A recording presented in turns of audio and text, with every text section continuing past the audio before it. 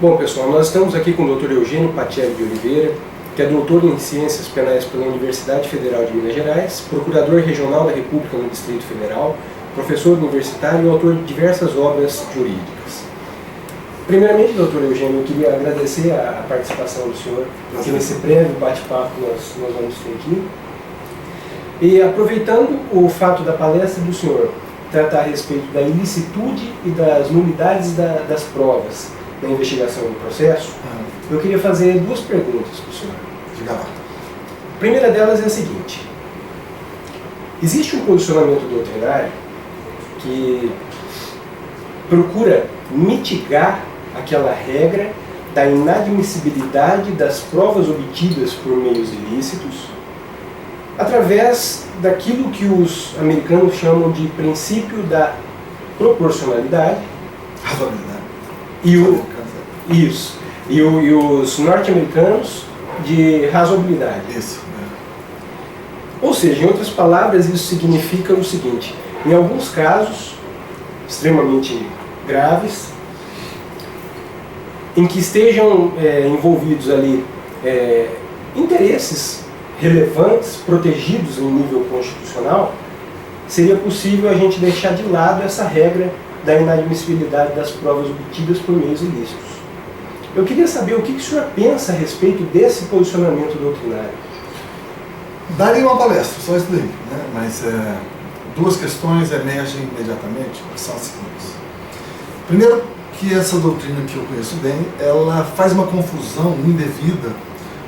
Eu não conheço confusão devida, mas essa é das mais indevidas, porque, na verdade, são perspectivas interpretativas completamente diferentes. No direito norte-americano, o postulado da proporcionalidade, da razoabilidade, não tem o mesmo significado do que o princípio da proporcionalidade na jurisprudência europeia, sobretudo alemã. Na verdade, a razoabilidade norte-americana é o controle de validade dos atos do poder público. É um critério fundado, fundamentado, direcionado para a afirmação do devido processo legal. Então, a perspectiva norte-americana rejeita claramente qualquer tipo de aproveitamento de prova, desde que produzido pelos órgãos do Estado. Por quê? Porque a eficácia dissuasória da inadmissibilidade da prova tem exatamente essa feição. A ideia da Suprema Corte norte-americana é que os órgãos públicos devem restrita obediência à lei no que toca às investigações e ao processo, de tal maneira que quaisquer violações da lei sejam invalidadas, independentemente de qualquer processo, qualquer que seja a natureza do crime. Então eles são absolutamente rigorosos, não há razoabilidade para aproveitamento de prova variando com gravidade de crime na jurisprudência norte-americana. O que há na jurisprudência norte-americana é exatamente a possibilidade de aproveitamento de prova ilícita produzida pelo particular. Por quê? Porque o princípio da razoabilidade é controle dos atos do poder público e não do particular. Então, a regra norte-americana é que toda prova produzida pelo Estado ilícita não é admitida em hipótese alguma. A produzida pelo particular poderá ser como regra. A outra questão é que na jurisprudência europeia e a partir de alguns julgados da Suprema Corte Constitucional Alemã, nós vamos encontrar critérios de ponderação no sentido de aproveitar uma prova diante da idoneidade probante que tinha aquela prova e diante da gravidade do crime que se apurava. Eu penso que esse é um critério absolutamente frágil e perigoso, porque a partir do momento em que você permite que o Poder Judiciário comece a ponderar o que é importante. Primeiro é bom lembrar que é o seguinte: quando você apura um homicídio, você não está protegendo a vida já foi embora. Você está punindo alguém que praticou um fato, né, violador da vida. Então, esse juízo não pode ser feito como hierarquia de valores, vida versus violação de domicílio. Não é assim que funciona. Eu acho que é um critério perigoso. Como o direito, todo o direito, e a vida deve ser assim, é claro que haverá fatos mais complexos que o direito, e a vida nos surpreende o tempo todo. Então, de repente, eu posso ter uma decisão em que o tribunal, a última instância, diga: não, nós vamos aproveitar a prova porque é demais. Neste caso, não dá para aceitar. O papel das cortes superiores, das cortes constitucionais, às vezes, coloca os membros nessa posição dificílima, de ter que julgar contrariamente àquela jurisprudência ou aquele aquela compreensão pessoal, exatamente diante de uma gravidade específica de um momento histórico em que vive aquela comunidade. Mas, do ponto de vista teórico abstrato, eu diria, proporcionalidade, ponderação de valores, prova com esse fundamento, não deve ser admitido. Outros critérios, como o da jurisprudência norte-americana, para mim são muito mais válidos. Perfeito. Doutor, um segundo questionamento que eu queria fazer é o seguinte.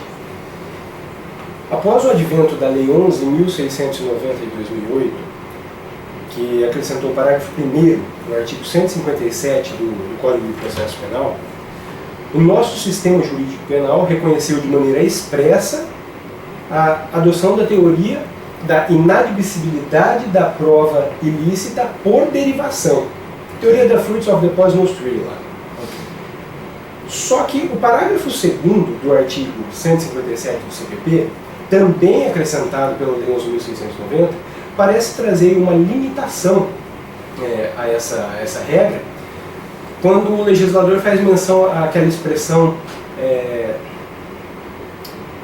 da fonte independente. Fonte independente, exatamente, muito obrigado. Eu queria que o senhor falasse um pouquinho a respeito do que é essa fonte independente e, se possível, desse um exemplo concreto disso para a gente. Não faltam exemplos. Mas, de novo, eu vou responder de dois modos, de duas questões, a partir de duas premissas diferentes. Primeiro que a modificação da Lei 11.690, do ponto de vista técnico, ela é péssima, porque ela chama de fonte independente de prova, o que na verdade seria descoberta inevitável da prova. Então já é o primeiro erro que está contido no artigo 157, parágrafo 2º. Quanto à explicitação normativa, o acolhimento na lei da teoria da ilicitude, não vou gastar o meu inglês como você gastou, da ilicitude por derivação, na verdade, isso já é uma consequência lógica de qualquer jurisprudência dos povos civilizados. Todo o problema está em que ponto eu devo limitar. Porque, afinal de contas, se eu tiver um fato que é noticiado, por exemplo, ninguém sabe nada de um fato e alguém descobre que uma criança foi morta, estuprada num canto qualquer. Aí você descobre a partir do quê? De uma escuta telefônica, um grampo não autorizado que você obteve. Você vai no local, identifica a criança, está lá, está morta, etc. Se você entende que o fato de ser a primeira notícia que houve sobre esse crime uma prova ilícita, e você entende que tudo que vier depois disso estará contaminado pela derivação inevitável, significa que toda ilicitude originária, ela implicará consequências semelhantes à extinção da punibilidade. Ou seja, é mais conveniente que o autor do fato produza uma prova ilícita contra si, porque assim ele nunca mais será processado. Então a grande dificuldade da jurisprudência norte-americana, de onde começou, e depois que os outros países foram acompanhando, as casuísticas que a jurisprudência americana apresentava, é como limitar essa teoria da licitude por derivação. Porque ela precisa de limites, de fases procedimentais. Do contrário, ela vai implicar realmente consequências maiores do que a absolvição, do que um processo de extinção de punibilidade. Então a teoria da fonte independente sequer é uma exclusão a essa teoria.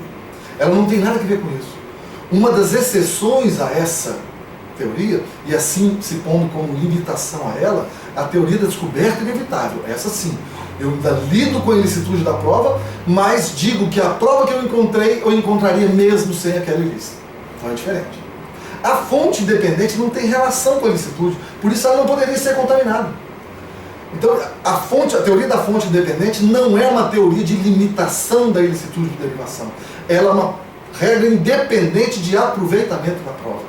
Ela se põe como exceção à inadmissibilidade. Por quê? Porque ela não tem nada de ilícita. Os exemplos aparecem muitos, mas assim... Então, topologicamente falando, o fato de estar no parágrafo 2º não significa que tem uma relação com o parágrafo 1º do 157. São assuntos relativamente distintos. A gente fala de técnica legislativa, é um show de horrores, né? A gente vê o legislador, apesar de ter consultores preparadíssimos, parece que a vontade legislativa ao final prevalece do que do técnico. Então fazem bobagens umas atrás das outras.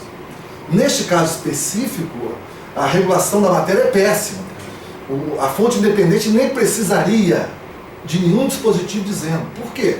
Eu vou dizer o seguinte, um guarda de trânsito manda parar um carro dizendo assim, aquele cara ali não tem jeito de ser dono desse carro.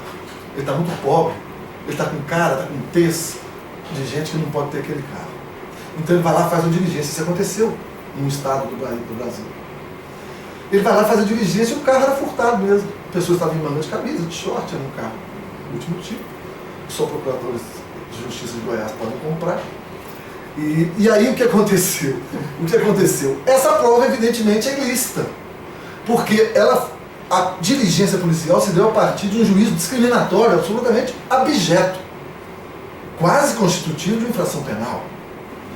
Mas, junto a isso tudo, pessoas que moravam em frente à residência de onde estava o carro, viram essa pessoa pulando o muro e saindo com o carro. Essas pessoas, testemunhas, não têm qualquer relação com o ato estúpido do policial que fez o flagrante. Essa testemunha é fonte independente em relação àquela outra prova que seria do policial em flagrante delito. Então nada tem a ver com ilicitude, nem precisaria estar explícito em lei. Porque você diria, isso não é prova ilícita, por quê? Porque não tem qualquer relação com a outra. Perfeito. Doutor Eugênio Pacelli, muito obrigado pela atenção. Imagina, o prazer foi meu. De verdade, eu agradeço de coração por ter participado desse nosso bate-papo e ter esclarecido, eu tenho certeza que dúvidas de muita gente. Obrigado. Se faltar algum esclarecimento, entre no meu site que lá tem mais explicações. Perfeito. Obrigado, viu, doutor? Obrigado.